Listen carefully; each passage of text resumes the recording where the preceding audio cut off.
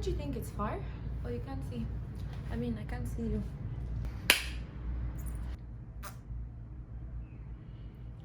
So there was that advert for a long time. My heart was under my feet, literally, because I'm tired. Let's go drink the wines.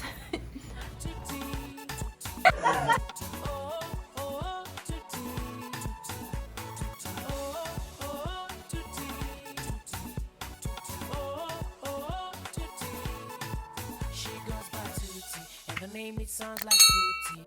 What it do, baby? Whoa. Hi guys, welcome to my YouTube channel. My name is Tuttie Too. I make YouTube videos for fun. That is what we do. Yes. So today, as you can see from the title of this video, like the fact that I'm sitting here, I'm even smiling. I even did my eyebrows. I'm even wearing a wig. It's by the grace of God, because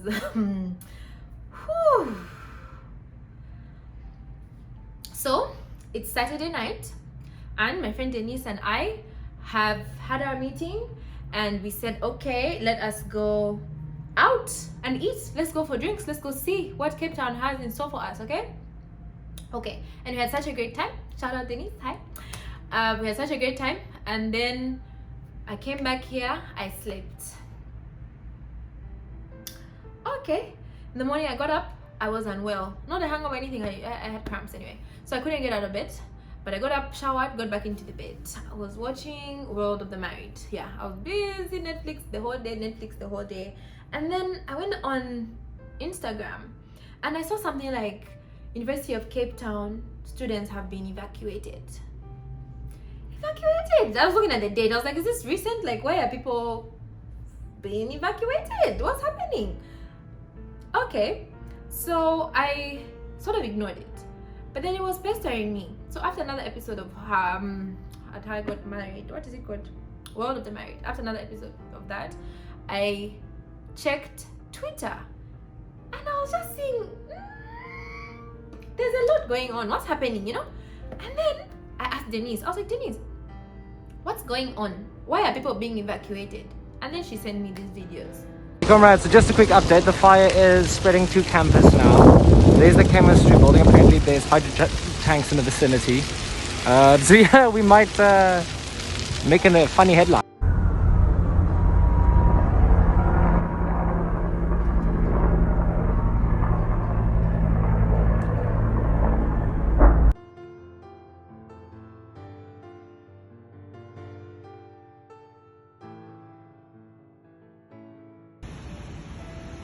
Can you see the smoke? Look, over here. This part. So Denise and I live in the near. Can I tell you? We don't live that side where the fire was. I don't live near University of Cape Town. And so while I really sympathize, and I have a colleague who was actually hiking at the time the fire started. I was shaken, but I was like, whew, that's terrible. I thought such things only happen in Australia and like away from Africa, you know? I was like, whew, that's terrible, that's sad. And then I saw pictures. So like the library was burnt from this to this. There's a restaurant that was burnt. I was like, this is so strange. It's a bit far from me, yes, but I was still a bit like uneasy, you know? I was like, that's very sad. Things are so bad. I ate my supper, I slept. So you can sleep. That's what nature was telling me, so you can sleep. I woke up around 3 a.m. and I was like, something is not right. You guys, there was a car wind. Is it a car wind? A chi wind. There was like wind. I've never experienced wind like that.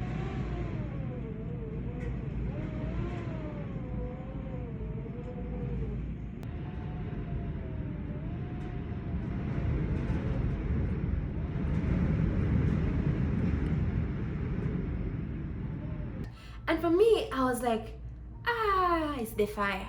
Every time it was doing that, woo, I was just like, the building is, woo. I couldn't sleep. I was awake from 3:30 and I messaged, I checked on Twitter. I made a mistake of checking on Twitter. So the fire, which started like on this side of the mountain, came all the way around to our side. And the way that it was looking on Twitter and the picture that I saw, it's like the fire is just here and the build, you know, oh my gosh.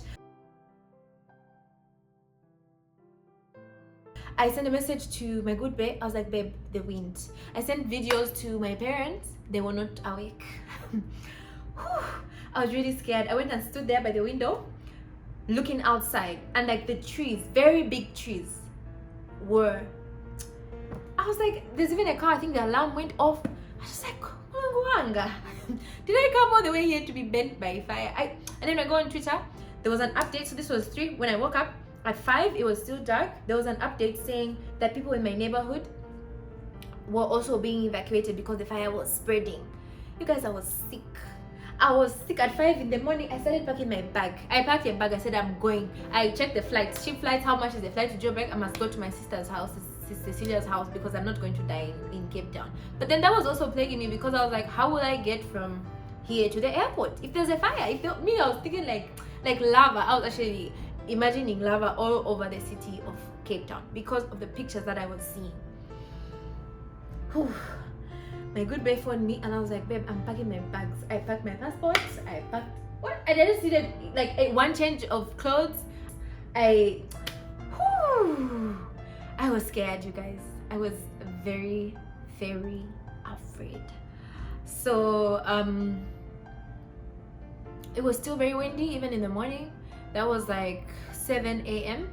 At 6, I messaged Denise. I was like, Denise, should we be evacuating? But also like, where would we go?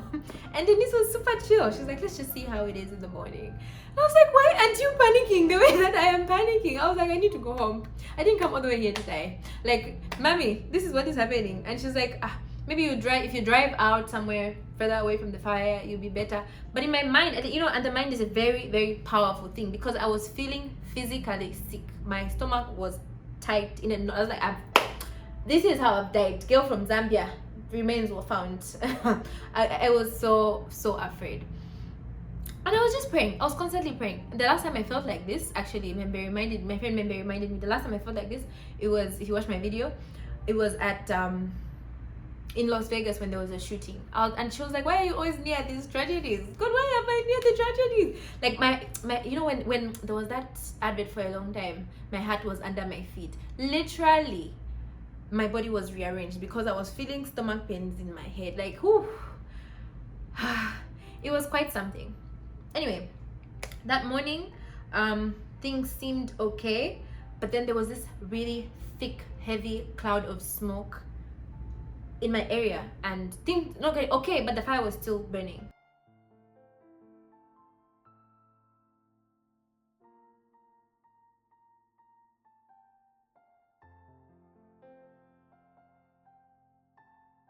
You people like saying fire on the mountain, you're the ones who engage at it. But anyway, it was still, the fire was still burning, but it's behind here, so I didn't even have a view of the fire, and that's why I went crazy with my imagination. But then the smoke that was here, I was just like, the greater city of Cape Town is in ashes. It's in ashes. Then Denise was like, why don't you come over to my house? First of all, there's more people, so at least I wouldn't be going crazy with my thoughts. 1 and 2, the ventilation for me was also very important. So I couldn't open my windows because the smoke was here. It was here. If I just opened my windows here, I was just like carbon monoxide poisoning. The girl has died. Like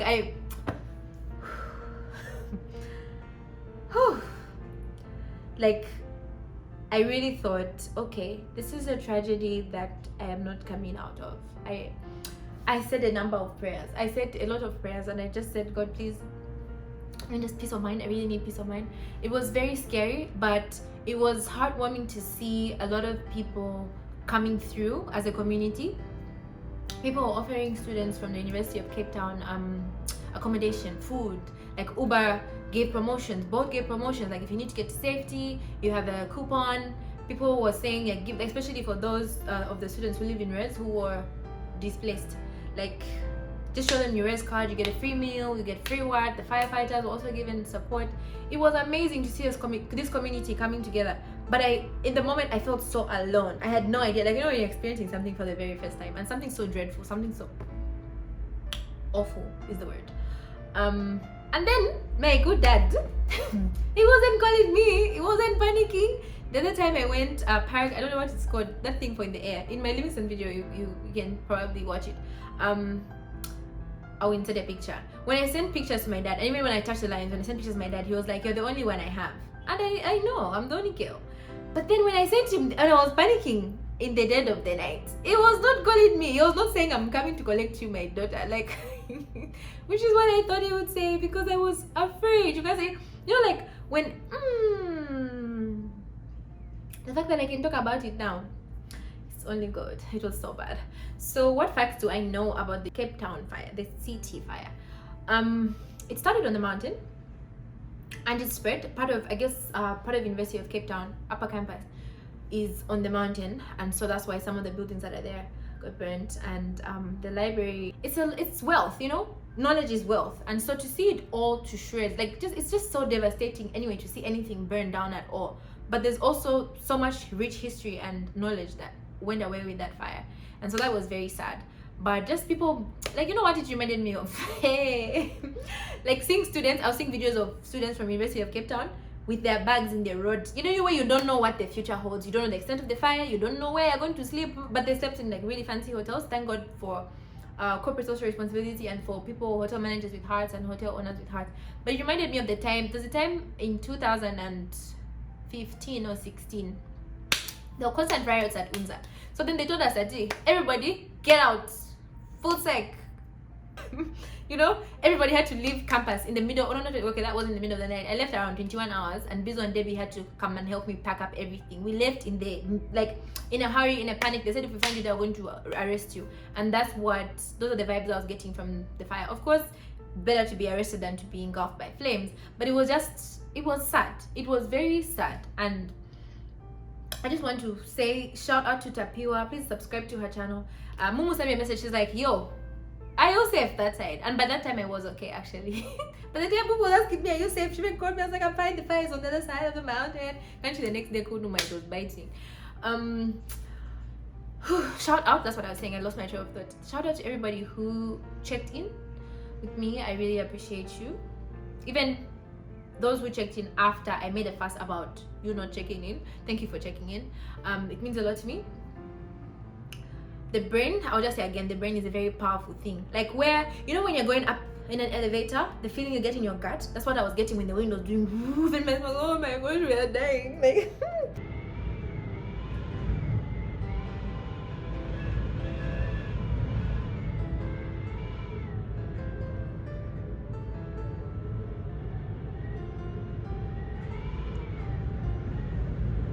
because I was like, oh, that's another thing. I was like, let me shower so that I can either, if I'm going to Denise's house, I go to Denise's house, or I go straight to the airport. But I was like, I'm not going to shower, because I enter in the shower and the water is dropping. When the fire alarm for the building goes and it's time to evacuate, I won't hear it and I'll burn and die. The phrase is that I was paralyzed with fear. I couldn't move. I was just sitting here on the bed. Jesus, please help me, Lord, please help me. Whew, so with my good bag, and I got up, like, when I was packing, right, I was talking to him, babe, I packed my bag, I failed to shower because the alarm, whatever. Then this was like from 4 a.m. up to 6. Then at 6, he was even late to get to the gym. He's like, okay, babe, I've reached the gym now. And in my head, I was like, you're leaving me in the fire. But I was like, okay, I'm being irrational. But I was like, this man is going to the gym, me, I'm almost about to start burning. When I thought that, okay, I should do a video on this, I thought I would have so much to say, but I can't put it in any more words than I already have. It was terrible. And this is for me, who is a bit far. It was very terrible. Update, the fire has stopped.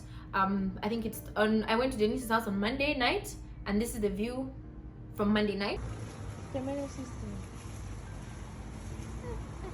That does look like cars, you know? Like lava. Can you imagine? Like God is coming. Please repent. I was like, what is happening? What is this? It was very scary. And then that was the night I spent at Denise's house on Monday. And then by Tuesday, there was just helicopters in the morning. Hella helicopters.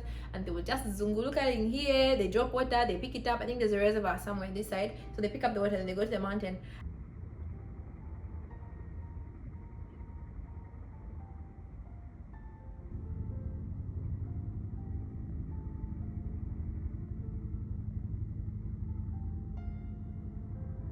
and just kudos, God bless you. And I hear fire trucks like in America, and I'm just like, it's far away, but to actually see them in action, to hear the sirens, it's like, it was overwhelming. It was very overwhelming. And kudos to you guys who leave your families every day to go to the battlefront. That is really the battlefront, because wow, fire. Ooh.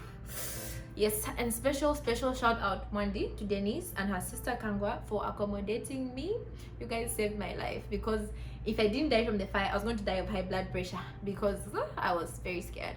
So thank you so much for keeping me company, for welcoming me and keeping me company. And yeah, I don't know what, I was about to say what started the fire. My mind is all over the place. Okay, I don't know if they've said, the person who tells me what's happening in the news is usually my good bae.